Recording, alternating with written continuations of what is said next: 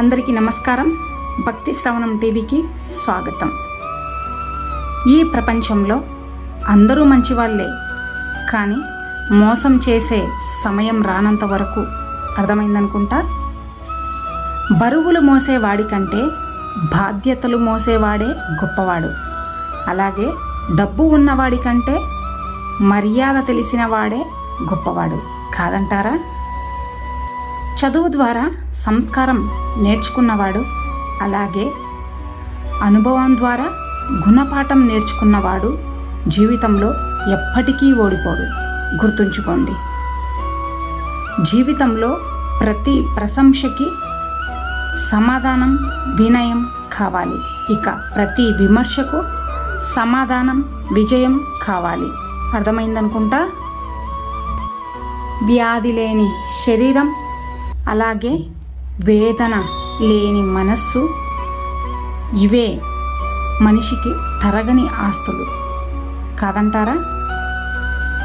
అప్పు అయ్యేలా ఖర్చు, ఆలస్యం అయ్యేలా నడక, అజీర్తి అయ్యేలా తిండి, వ్యర్థం అయ్యేలా పని, ఈ గుణాలు ఉన్న మనిషి ఉన్నా కూడా లేనట్లే కాదంటారా? క్రమశిక్షణ లేకపోతే బుద్ధి నిలకడగా ఉండదు, అలాగే మనసు ఏకాగ్రతగా ఉండదు. ఇక ఏకాగ్రత లేకపోతే శాంతి ఉండదు, శాంతి లేకపోతే జీవితంలో సుఖమే ఉండదు. విధి అనేది 1000 తలుపులను మూసి ఉంచినా కూడా ప్రయత్నం అనేది ఒక్క కిటికీనైనా తెరుస్తుంది. అందుకనే జీవితంలో ప్రయత్నాన్ని మాత్రం ఎప్పటికీ ఆపకండి. విశ్వాసంతో ఉండండి, ఇంకా ధైర్యంగా కూడా. ఇల్లు చిన్నదైనా మనసు పెద్దదిగా ఉండాలి. గుండె గుప్పెడంత అయినా కొండంత ప్రేమ ఉండాలి. డబ్బుతో పేదవారు అయినా గుణంలో శ్రీమంతులుగా ఉండాలి. గుర్తుంచుకోండి. 100 కుక్కలు ఒక్కటై ఒక్కసారిగా మురిగినా కూడా ఒక్క సింహగర్జనకు సమానం కాదు.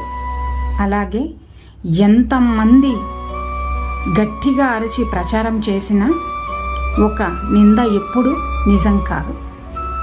గుర్తుంచుకోండి. నిందించడం తేలికే, కానీ ఆ నిందను భరించడమే కష్టం. నీతులు వల్లించడం కూడా తేలికే, అవి ఆచరించడమే కష్టం. అబద్ధం చెప్పడం తేలికే, నిజాన్ని దాచడమే కష్టం కాదంటారా? 100 మంది శత్రువుల కన్నా ఒక్క నమ్మక ద్రోహి చాలా ప్రమాదకరం. నీ మంచిని కోరుకునే వాళ్ళని దూరం చేసుకోకు, అలాగే నీ చెడు కోరే వాళ్ళని నీ దగ్గరికి రానివ్వకు. ఎందుకంటే విషం చిందే పాముల నుండి సునాయాసంగా తప్పించుకోవచ్చు, కానీ మేకవన్నీ పుల్లల నుండి తప్పించుకోవడం ఎంతో కష్టం. జాగ్రత్తగా ఉండండి.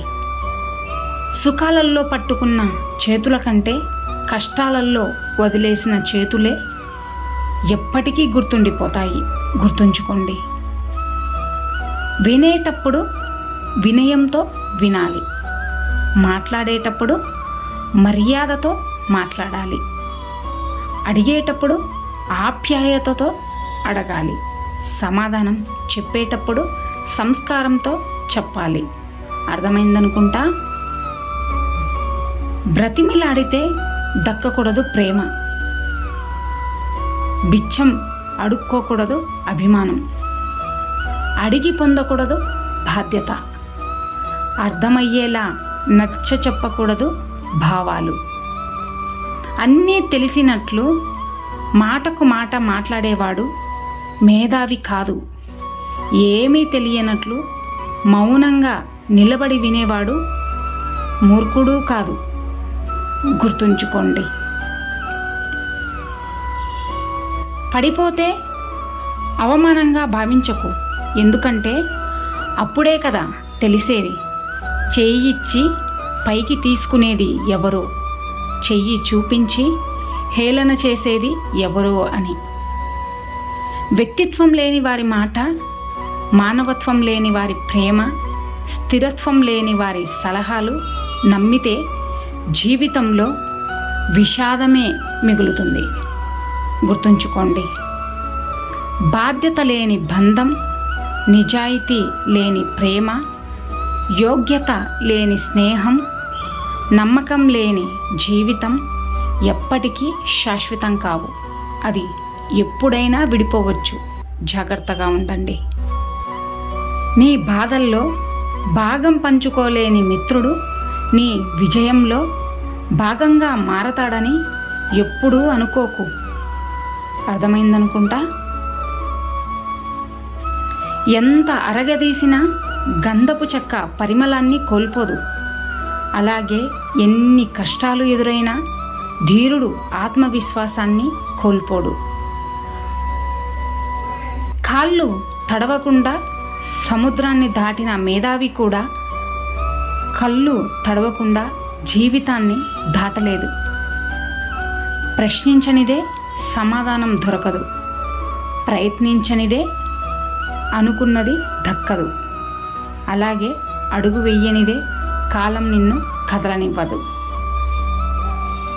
గెలవాలి అంటే ఓర్చుకోవాల్సి ఉంటుంది. ఇక బ్రతకాలి అంటే ఇష్టాలను మార్చుకోవాల్సి ఉంటుంది. గుర్తుంచుకోండి, విజయాన్ని సాధించిన వ్యక్తిగా కాదు, విలువలు కలిగిన వ్యక్తిగా మారడానికి ప్రయత్నించు. మిమ్మల్ని చులకనగా చూసే వారి నుండి, పరిష్కారం లేని గొడవల నుండి, మీ విలువ తెలియని వారి నుండి, మీ మనసుని కష్టపెట్టే విషయాల నుండి ఎంత దూరంగా ఉండగలిగితే మీ ఆరోగ్యానికి అంత మంచిది. ఇక అందరూ నాతో పాటు ప్రేమతో ధ్యానించండి. రాధాకృష్ణ. ఇన్ని మంచి సూక్తులలో మీకు ఏ సూక్తి నచ్చినదో ఈ వీడియో కింద కామెంట్ చేయండి. అలాగే ఈ వీడియో మీకు నచ్చినట్లయితే ఈ వీడియోని ఒక లైక్ చేసి ఇలాంటి మరిన్ని వీడియోస్ కోసం మన ఛానల్ని సబ్స్క్రైబ్ చేయండి.